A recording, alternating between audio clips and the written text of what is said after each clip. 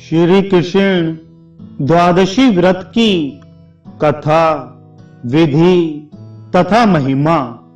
दुर्वासा जी कहते हैं, इसी प्रकार आषाढ़ मास के शुक्ल पक्ष में श्री कृष्ण द्वादशी व्रत होता है। व्रती को चाहिए कि संकल्प करके विधि के साथ ओम चक्रपाणे नमः, ओम भूपते नमः, ओम पंचजन्याय नमः, ओम सुदर्शनाय नमः, ओम पुरुषाय नमः कहकर श्री कृष्ण रूपधारी भगवान श्री हरि की क्रमशः भुजा, कंठ, शंख, चक्र एवं सिर का पूजन करे। पूजा करने के बाद इसी प्रकार अग्रभाग में वह पूर्ववत कलश स्थापित कर उसे वस्त्र से आच्छादित कर दे।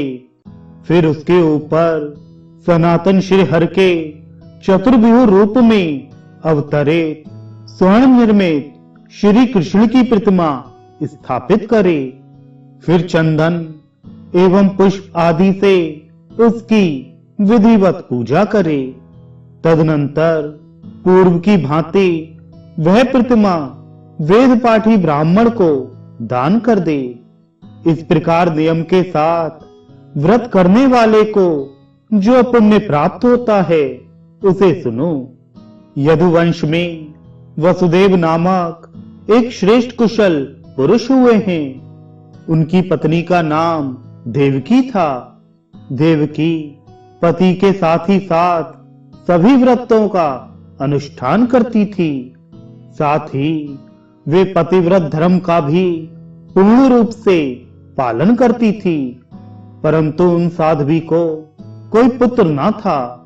बहुत समय व्यतीत हो जाने पर एक बार श्री नारद जी वसुदेव जी के घर आए। उन्होंने भक्ति पूर्वक मुनि की पूजा की।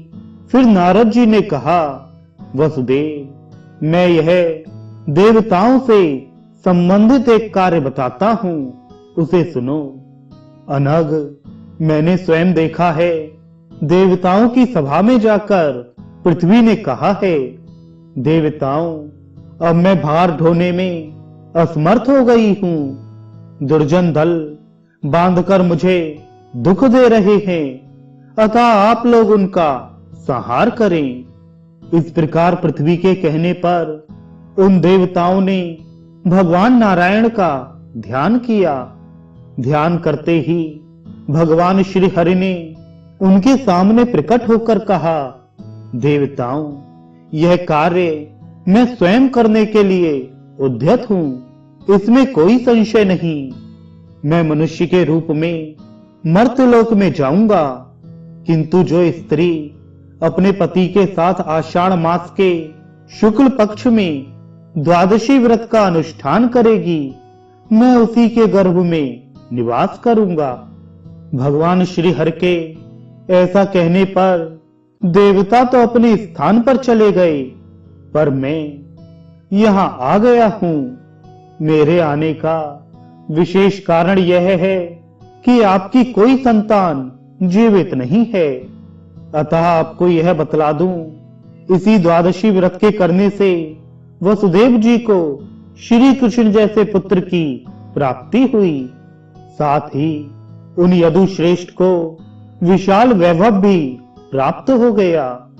जीवन में सुख भोग कर अंत में वे भगवान श्री हरि के परम धाम को गए। मुने, आषाढ़ मास में होने वाली द्वादशी व्रत की यह विधि मैंने तुम्हें बतला दी।